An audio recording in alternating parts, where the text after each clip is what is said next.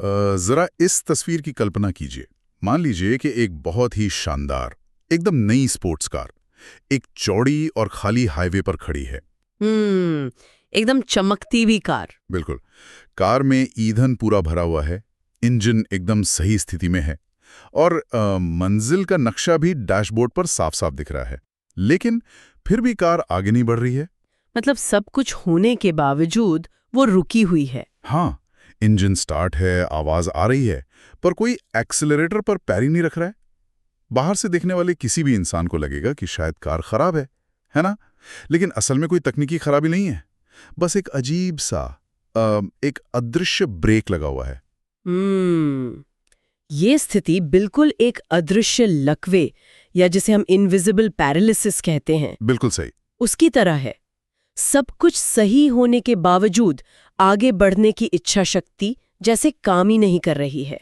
एकदम सही शब्द इस्तेमाल किया आपने, लकवा। हाँ, क्योंकि इंसान को पता है कि उसे कहाँ जाना है, उसके पास सारे संसाधन मौजूद हैं, लेकिन वो बस वहीं खड़ा रहता है और समय बीतता जाता है। और पता है, बिल्कुल यही महसूस होता है जब हम अपने पेंडिंग कामों की लिस्ट को देखते हैं। मतलब हमें पता होता है कि काम जरूरी है, हमें यह भी पता होता है कि उसे कैसे करना है, लेकिन हम बस उसे टालते रहते हैं। कल पर टाल देते हैं। हाँ, बिल्कुल। और आज की इस गहन चर्चा में हम इसी विषय की गहराई में उतरने वाले हैं।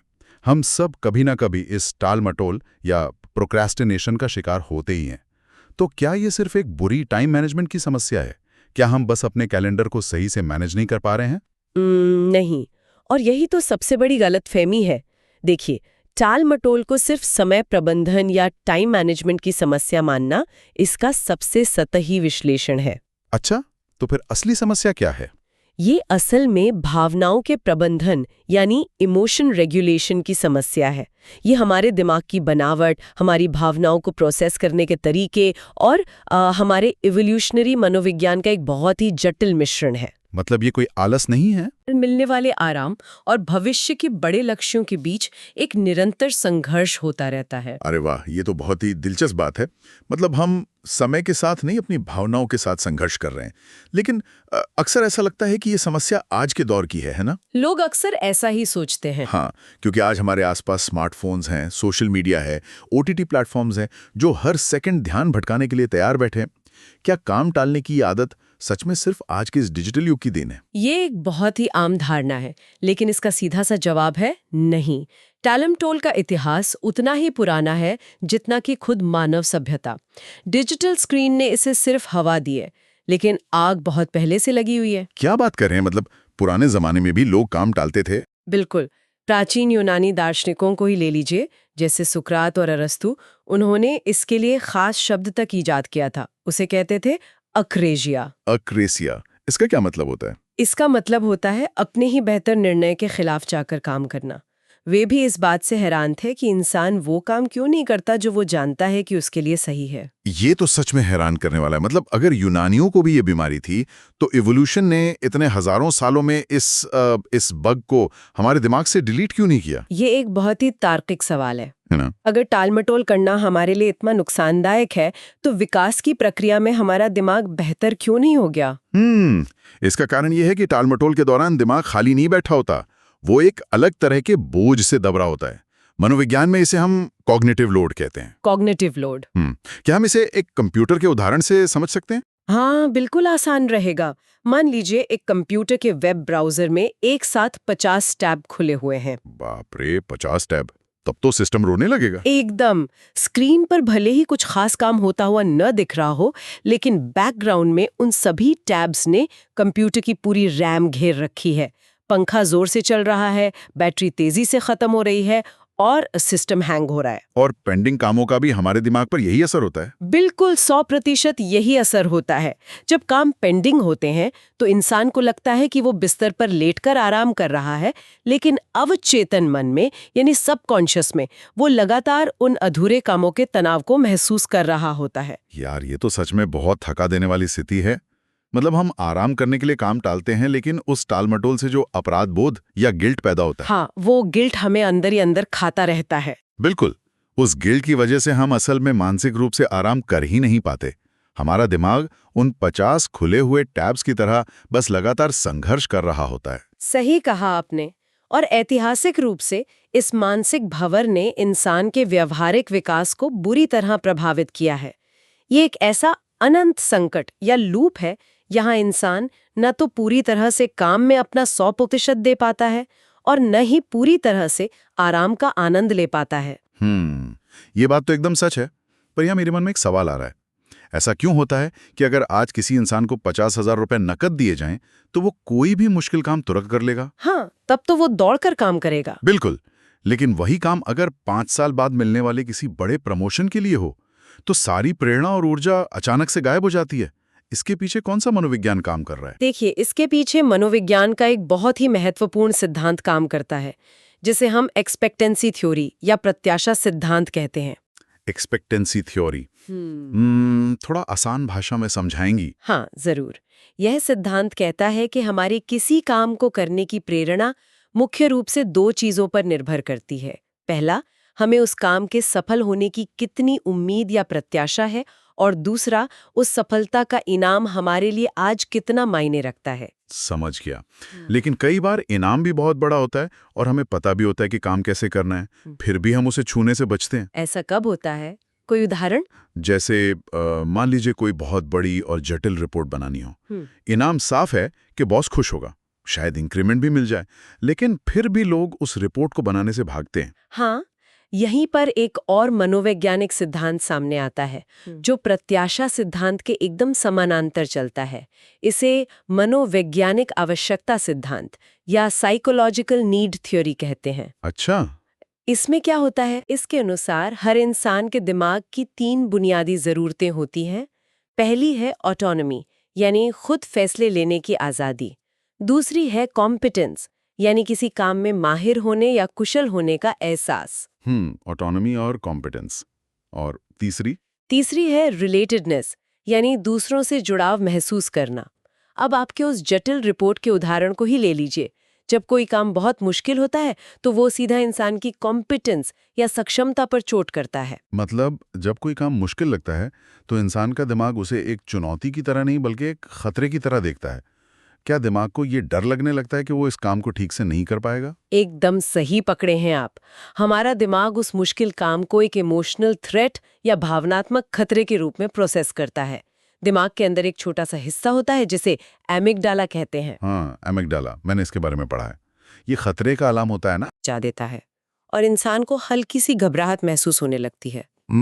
और इंसान का स्वाभाविक स्वभाव है खतरे से बचना। एकदम। इसलिए उस असहज भावना से बचने के लिए इंसान तुरंत किसी ऐसे काम की तरफ भागता है जो उसे आसान लगे और जिससे उसकी सक्षमता का एहसास वापस आ जाए। अरे वाह! जैसे कि कोई वीडियो गेम खेलना या फिर सोशल मीडिया पर अनगिनत रील्स स्क्रॉल करना। हाँ, दिमाग सोचता है ये रिपोर्ट बनाना बहुत मुश्किल है, इससे मुझे बुरा और अक्षम महसूस हो रहा है, चलो फोन पर कुछ आसान सा करते हैं जिससे मुझे तुरंत अच्छा महसूस हो। ये तो दिमाग का एक तरह का धोखा हुआ है। बिल्कुल।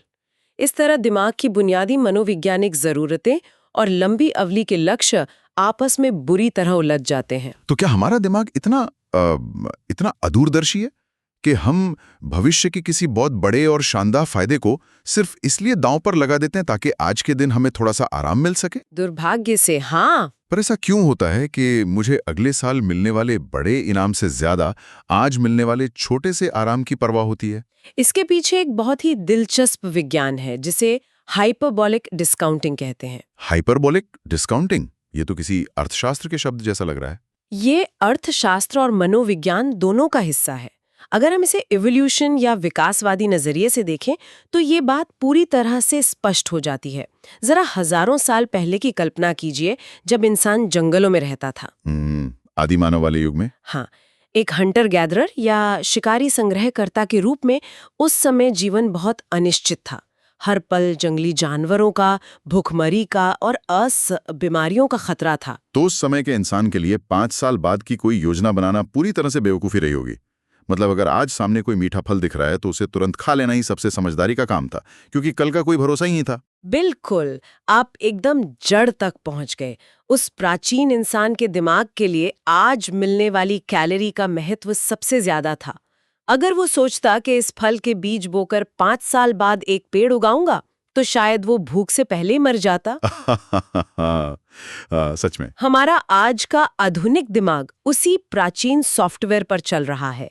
हाइपरबोलिक डिस्काउंटिंग यही समझाती है। तो इसका सीधा सा अर्थ यह है कि इनाम भविष्य में जितना दूर होगा, हमारा दिमाग आज उसकी अहमियत या कीमत को उतना ही डिस्काउंट कर देगा, यानी कम कर देगा। अरे वाह। दिमाग के डोपामिन सर्किट्स आज मिलने वाले छोटे इनाम पर तुरंत एक्टिव हो जाते हैं, लेकिन भविष्य के बड़े इनाम पर वे एकदम शांत रहते हैं। ये तो एक अजीब सी विडंबना है। मतलब हम जी रहे हैं 21वीं सदी में, जहां हमारे लक्ष्य सालों लंबे होते हैं, जैसे डिग्री पूरी करना, रिटायरमेंट के लिए पैसे बचाना, लेकिन हमारा दिमाग अभी भी उस आदि मानव की तरह सोच रहा है जिसे बस आज की चिंता है। हाँ, और इस समस्या को एक और सिद्धांत और भी ज्यादा जटिल बना देता है। इसे कहते हैं लॉस एवर्जन, या नुकसान से बचने की प्रवृत्ति। लॉस एवर्जन, ये कैसे काम करता है? मनोवैज्ञानिकों ने कई प्रयोगों से ये साबित किया है कि इंसान को कुछ पाने की जो खुशी होती है, उससे कहीं ज्यादा, लगभग 2 गुना दर्द उसे कुछ खोने पर होता है। तो इसका टाल मटोल से क्या लेना देना है? हम काम टालकर भला क्या खोने से बच रहे हैं? हम अपना वर्तमान आराम और अपनी आजादी खोने से बच रहे हैं। ओहो। हाँ, जब भी कोई इंसान किसी बड़े और मुश्किल काम को शुरू करने के बारे में सोचता है, तो दिमाग को तुरंत ये महसूस होता है कि वो अपना वर्तमान आराम, अपनी आरामदायक स्थिति, अपना फ्री टाइम, ये सब खोने वाला है। मतलब वो काम को एक कीमत की तरह देखता है। बिल्कुल। ये जो आराम छिन जाने का नुकसान है, वो दिमाग को तुरंत और बहुत तीव्रता से महसूस होता है। जबकि उस काम को पूरा करने के बाद जो सफलता मिलेगी, वो भविष्य में कहीं दूर है। और जैसा कि हमने अभी बात की, हाइपरबोलिक डिस्काउंटिंग ने उस भविष्य के फायदे को पहले ही बहुत छोटा कर दिया है। एकदम सही। तो दिमाग एक तरफ देखता है आज का निश्चित नुकसान, यानी आराम का छिन जाना, और दूसरी तरफ देखता है भविष्य का एक धुंधला सा फायदा। तो जाहिर सी बात है, दिमाग आराम को ही चुनेगा। हाँ, यही वजह है कि हमारा प्राचीन दिमाग अपनी पूरी तार्किक क्षमता का इस्तेमाल करके ये फैसला लेता है कि काम को टालना ही सबसे सुरक्षित और सही विकल्प है। यार, ये तो सच में आंखें खोलने वाला विश्लेषण है। मतलब जब हम काम टाल रहे होते हैं, तो हमारा दिमाग कोई गलती नहीं कर रहा होता, बल्कि वो अपने पुराने जंगल वाले सॉफ्टवेयर के हिसाब से एकदम सही कैलकुलेशन कर रहा होता है। बिल्कुल, वो हमें बचा रहा होता है। वो आज के आराम को बचा रहा है और दूर के फायदे को इग्नोर कर रहा है। लेकिन एक बात बताइए, अगर हमारी बायोलॉजी और मनोविज्ञान ही हमारे खिलाफ काम कर रहे हैं, तो क्या हम इसके गुलाम हैं? क्या इस आदि मानव वाले सॉफ्टवेयर को मात देने का कोई तरीका है भी या नहीं? हम बिल्कुल भी इसके गुलाम नहीं हैं। देखिए, विज्ञान हमें सिर्फ बीमारी के कारण ही नहीं बताता, बल्कि उसका पक्का इलाज भी देता है। अच्छा, तो क्या इलाज है इसका? शोधकर्ताओं ने इन सभी जटिल मनोवैज्ञानिक सिद्धांतों का गहराई से अध्ययन किया है और मानव व्यवहार को एक सूत्र में पिरोया है। इसे फॉर्मूला फॉर मोटिवेशन या प्रेरणा का सूत्र कहा जाता है। रुकिए रुकिए, एक इंसान के इतने जटिल व्यवहार और उसकी भावनाओं को हम किसी बीजगणित या अलजेब्रा के फॉर्मूले में कैसे डाल सकते हैं? ये सुनने में थोड़ा उलझाने वाला और नीरस लग रहा है। हाँ, ये फॉर्मूला सुनने में भले ही गणित जैसा लग सकता है, लेकिन ये हमारे रोजमर्रा की जिंदगी पर एकदम सटीक बैठता है। चलिए फिर बताइए, क्या है ये फॉर्मूला? फॉर्मूला ये है, प्रेरणा या मोटिवेशन बराबर है प्रत्याशा यानी एक्सपेक्टेंसी गुणा मूल्य यानी वैल्यू, और इस पूरे हिस्से को भाग या डिवाइड किया जाता है आवेग यानी इम्पल्सिवनेस गुणा देरी यानी डिले से। एक मिनट, मुझे ऐसे दिमाग में बिठाने दीजिए। तो फॉर्मूले के ऊपर वाले हिस्से में प्रत्याशा और मूल्य हैं और नीचे वाले हिस्से में आवेग और देरी हैं। एकदम सही। चलिए इसे किसी असल जिंदगी की स्थिति पर लागू करके देखते हैं। मान लीजिए सर्दियों की एक बहुत ही ठंडी सुबह है और सुबह 6 बजे जिम जाने के लिए अलार्म बजता है। बाहर कड़ाके की ठंड है और रजाई बहुत गर्म है। इस स्थिति में हमारा फॉर्मूला कैसे काम करेगा? ये बहुत ही शानदार उदाहरण है। चलिए इसे एक एक करके तोड़ते हैं। सबसे पहले फॉर्मूले के ऊपर वाले हिस्से को देखते हैं, जिसे हमें बढ़ाना है ताकि प्रेरणा बढ़े। ठीक है, पहला है प्रत्याशा। हाँ, सुबह 6 बजे रजाई के अंदर से 1 घंटे का पूरा कठोर वर्कआउट बहुत ही डरावना और नामुमकिन लगता है। सक्षमता का एहसास कम हो जाता है। तो इसे कैसे बढ़ाएं? अगर मैं खुद से ये कहूं कि मुझे पूरा वर्कआउट नहीं करना है, मुझे बस रजाई से निकलकर अपने जिम के जूते पहनने हैं, तो शायद ये आसान लगेगा। इसे शायद मनोविज्ञान में चंकिंग कहते हैं, यानी पूरे पहाड़ को देखने की बजाय सिर्फ अपना अगला छोटा कदम देखना। बिल्कुल सही। जैसे ही लक्ष्य सिर्फ जूते पहनना बन जाता है, उस काम को कर पाने की प्रत्याशा बहुत अधिक बढ़ जाती है। अच्छा, और फॉर्मूले का दूसरा हिस्सा है मूल्य या वैल्यू। सुबह 6 बजे मैं 10 साल बाद फिट रहूंगा, इस विचार का तत्कालीन मूल्य बहुत कम होता है। तो हम इस बोरिंग काम के मूल्य को तुरंत कैसे बढ़ा सकते हैं? सोचिए, आप क्या कर सकते हैं? क्या हम यहाँ कोई आर्टिफिशियल रिवॉर्ड या बनावटी इनाम जोड़ सकते हैं? जैसे अगर मैं आज जिम गया तो वापस आकर मैं अपनी पसंदीदा और महंगी कॉफ़ी पी सकता हूँ। इससे जिम जाने वाले काम के साथ एक तुरंत मिलने वाली खुशी जुड़ जाती है, जिससे उसका आज का मूल्य बढ़ जाता है। एकदम सटीक। आपने फॉर्मूले के ऊपर वाले हिस्से यानी प्रत्याशा और मूल्य दोनों को सफलतापूर्वक बढ़ा दिया है। बढ़िया। अब आते हैं फॉर्मूले के नीचे वाले हिस्से पर, जिसे हमें हर हाल में कम करना है ताकि प्रेरणा का स्तर ऊंचा रहे। इसमें पहला है आवेग या इम्पल्सिवनेस। सर्दियों की सुबह में आवेग का मतलब शायद वो तुरंत मिलने वाला भटकाव है। मान लीजिए मेरा फोन बिस्तर के ठीक बगल में रखा है और अलार्म बंद करते ही मुझे सोशल मीडिया के नोटिफिकेशंस दिख जाते हैं। मेरा आवेग तुरंत कहेगा कि रजाई में लेटकर बस 5 मिनट फोन देख लिया जाए। और वो 5 मिनट कब 1 घंटे में बदल जाते हैं, पता ही नहीं चलता। हाँ, ऐसा रोज होता है। इस आवेग का सबसे बेहतरीन वैज्ञानिक समाधान है अपने माहौल को नियंत्रित करना और घर्षण या फ्रिक्शन पैदा करना। अगर फोन बिस्तर के पास है तो लॉस अवर्जन काम करेगा और दिमाग आसान डोपामीन की तरफ भागेगा। लेकिन अगर रात को ही फोन को दूसरे कमरे में रख दिया जाए और जिम के कपड़े बिस्तर के ठीक बगल में रख दिए जाएं, तब तो फोन तक पहुंचने के लिए रजाई से निकलकर दूसरे कमरे में जाना पड़ेगा। इसमें बहुत मेहनत है, मतलब फ्रिक्शन है। इसके बजाय बगल में रखे जिम के कपड़े पहनना ज्यादा आसान लगेगा। हमने आवेग को कम कर दिया। बिल्कुल। और अब फॉर्मूले का आखिरी हिस्सा है देरी या डिले। हाइपरबोलिक डिस्काउंटिंग की वजह से हमारा दिमाग उन फायदों को इग्नोर कर देता है जो महीनों बाद मिलने वाले हैं, जैसे जिम जाने से शरीर में आने वाला बदलाव। तो इस देरी को हम कैसे कम कर सकते हैं? अगर फायदा दूर है तो क्या हम उस फायदे या नुकसान को आज के करीब ला सकते हैं? मान लीजिए मैंने अपने किसी दोस्त के साथ जिम जाने का वादा किया है और नियम यह है कि जो भी सुबह नहीं आएगा उसे 500 रुपए का जुर्माना देना होगा। ये एक बहुत ही शक्तिशाली रणनीति है। आपने भविष्य की किसी अनिश्चित डेडलाइन को आज के सामाजिक दबाव और तुरंत होने वाले आर्थिक नुकसान में बदल दिया। अब देरी बिल्कुल खत्म हो गई है। अरे वाह, ये तो पूरा सिस्टम हैक हो गया। हाँ, तो देखिए, आपने प्रत्याशा और मूल्य को बढ़ाया और आवेग और देरी को कम किया। जब ये चारों चीजें एक साथ काम करते हैं तो इंसान के अंदर प्रेरणा का वह स्तर पैदा होता है जो उसे टालमटोल के भंवर से बाहर खींच लेता है। ये सच में एक मास्टर क्लास की तरह था। अगर हम इस पूरी चर्चा को समेटें तो ये स्पष्ट हो जाता है कि टालमटोल कोई साधारण आलस या कोई ऐसी व्यक्तिगत कमजोरी नहीं है जिसे हम सिर्फ खुद को कोस कर ठीक कर लेंगे। बिल्कुल नहीं, ये पूरी तरह से वैज्ञानिक है। इसके पीछे हमारी अपनी बायोलॉजी काम कर रही है। हमारा दिमाग मूल रूप से ऊर्जा बचाने, नुकसान से बचने और तत्काल सुरक्षित महसूस करने के लिए प्रोग्राम किया गया है। लेकिन प्रेरणा के फॉर्मूले ने साबित कर दिया है कि अगर हम अपने ही दिमाग की इस चालाकी को समझ लें तो हम अपने माहौल और अपने काम के तरीके में बदलाव करके इसे पूरी तरह से हरा सकते हैं।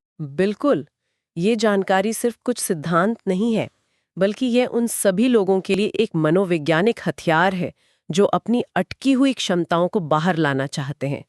जो लोग ये समझते हैं कि उनका सर्वोच्च रूप, उनका बेस्ट वर्जन अभी भी कहीं अंदर छुपा हुआ है, उन्हें भावनाओं के इस विज्ञान को समझना ही होगा। शुरुआत में हमने हाईवे पर खड़ी उस शानदार कार की बात की थी, जिसमें ईंधन भी था और इंजन भी सही था, पर वो आगे नहीं बढ़ रही थी। हाँ, वो अदृश्य लकवा। आज की चर्चा से हमें साफ समझ में आ गया है कि वो अदृश्य ब्रेक क्या था। वो हमारा अपना ही प्राचीन विकासवादी सॉफ्टवेयर था जो हमें हर तरह की मुश्किल से बचाकर आराम में रखना चाहता था। एकदम सही निष्कर्ष है। मगर इस चर्चा को खत्म करने से पहले मेरे दिमाग में एक बहुत ही विचारणीय और नया पहलू आ रहा है। अच्छा, वो क्या है? हमारा दिमाग तो पाषाण युग के उसी पुराने सॉफ्टवेयर पर चल रहा है जो असुविधा से बचता है। लेकिन आज हम जिस तेजी से आर्टिफिशियल इंटेलिजेंस या एआई की दुनिया में कदम रख रहे हैं, वहां एक बहुत बड़ा विरोधाभास पैदा हो रहा है। आप एआई और टालमटोल को जोड़ रहे हैं, कैसे? देखिए, मशीनों के पास कोई एमिगडाला नहीं होता। उन्हें मुश्किल काम देखकर घबराहट नहीं होती। ना ही उन्हें आराम छिन जाने का डर होता है।